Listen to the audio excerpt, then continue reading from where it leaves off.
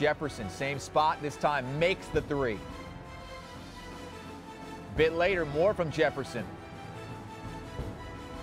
Good handles, got all the way to the hoop. Texas Southern up 10 at the break. He had 17 in the first half on 6 of 10 shooting. Second half, Dante Clark. Count it, and the foul. And he wasn't done there. Clark scored 18 in this game, and this really wasn't much of a game. Clark puts Texas Southern up 17. NC Central didn't make a three. They were 0 for 14 from three-point range. And look at the hustle. Jefferson right in front of his own bench. Texas Southern, first win in school history in the NCAA tournament for Mike Davis, the former Indiana coach, the former UAB coach. Jefferson 25, Clark 18, Mike Davis and Texas Southern moving on to take on Xavier. We worked hard, like I told you before, we designed our schedule for this moment. We had a really hard schedule non-conference, and I keep telling people we don't want to feel good, we want to get better. And so by us going 0-13, we got better. We did what we had to do. We made history tonight. Our guys made history, first win in school history in the NCAA tournament. We've already faced the Dragon before, so Xavier's the #1 seed. That speaks for itself. But we just got to continue to get better and play good basketball. Well, they're going to have to play really good basketball if they're going to get by Xavier. But look at how this season started for Texas Southern. First team with a losing record to win in the NCAA tournament. First win in school history. They started 0-13. They didn't even win in November or December. Their first win came January the 1st, but they are used to playing against tough competition. That's how they started 0-13. They weren't afraid to go into the house of the big boys. Well, they'll play a big boy on Friday. #1 seed Xavier is next for them. In the West region, we have Ohio State taking on South Dakota State at 4 Eastern. Right before that, Gonzaga and UNC Greensboro today. All right, in the NBA, the Lakers entered last night's matchup with the Warriors with the P word on their minds. Playoffs. Kyle Kuzma mentioned it after Tuesday night's win against the Nuggets. Still a big hole to dig out of. 6.5 back with 15 to play. But they had only lost 2 games over the last month, while the Warriors entered having lost 2 straight. And they were without Steph, they were without Draymond, they were without Clay last night. They did have KD. The Lakers had Lonzo, winners of 8 of 10. They don't own their own draft picks, so they have no incentive to tank. KD with the bounce to Zaza. Yeah, they've got Zaza as well. Pachulia puts the Warriors up 5. Early second quarter. Lonzo Ball. Wow. That was a mean jab step on Sean Livingston. Final seconds of the second quarter. Ball. Look at that. Little tip in at the buzzer. Got the alley-oop. I don't know if it was a pass or a shot from Kentavious Caldwell-Pope, but he tipped it in. Great awareness. Role players stepping up, though, for Golden State. Up 10. Jordan Bell got right by Julius Randle and just crammed it. And then Andre Iguodala with the block.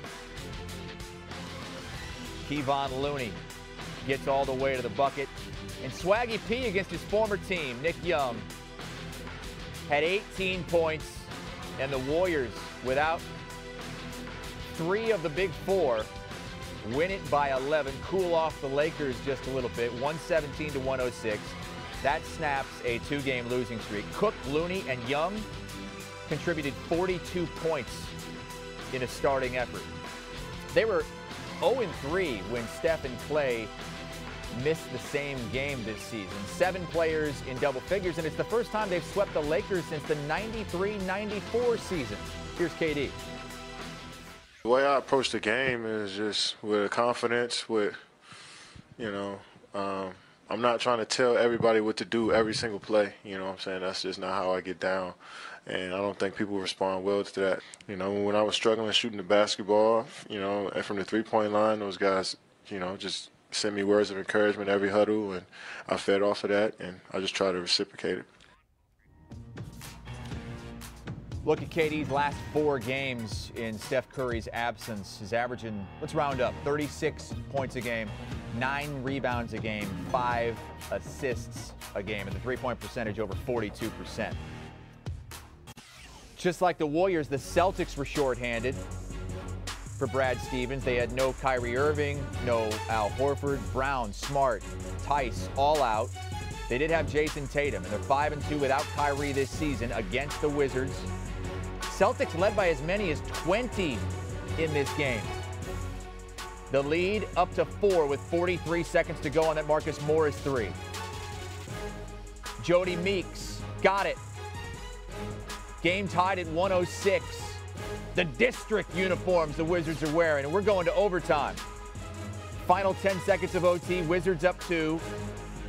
Got to get it in bounds here. They turn it over. Boston ball. Down 2. Tatum and the foul. Tatum's an 83% free throw shooter, so you're thinking, all right, gonna take the lead here. With 3.1 to play. Tatum, no, he bricked it, almost got his own rebound. And this prayer, not even close. So we got a double overtime. Late.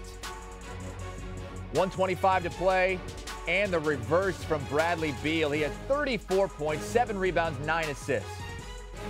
Under a minute to go, Terry Rozier cuts the lead to 1. He had 21 points and 9 assists. Final seconds, Tatum! That would have won it. Instead, the Wizards get out of there with a 1-point win in double overtime. Morris had 20. Otto Porter had 18 and 11. Going beyond the box score, they were down 20 points in this game early on. And Bradley Beal, a great third quarter. 16 of those game-high 34 came in the third. For Terry Rozier and company, they blow a big lead, a 22-6 lead to start this game. And really a good effort from Boston considering the injuries. Here's Rozier. It was tough going to double overtime, and coming up short like that, especially. I feel like it was times when we should have pulled away with it. But it's just a learning experience, and it's just tough. Well, let's look at all the injuries that the Celtics are dealing with. Irving's got the knee, Smart hand, Larkin knee, Jaylen Brown concussion, Horford was sick, and Tyson Hayward out for the season. In second place, 4.5 back now of Toronto in the East. Coming up here on HQ, Tiger Woods teeing off as the favorite at Bay Hill. We have in-progress highlights. We can even go live if we want. We have the power. Several of our experts had to redo their brackets yesterday with news of the injury to DeAndre Hunter of UVA, but one of our experts is sticking with the Cavs to not only go to the Final Four, but to win it all. We have the who, we have the why. And we have Brady Quinn on what the Browns should do now that Joe Thomas is calling it quits. Does it include taking an offensive lineman in the top 5? Brady's coming up.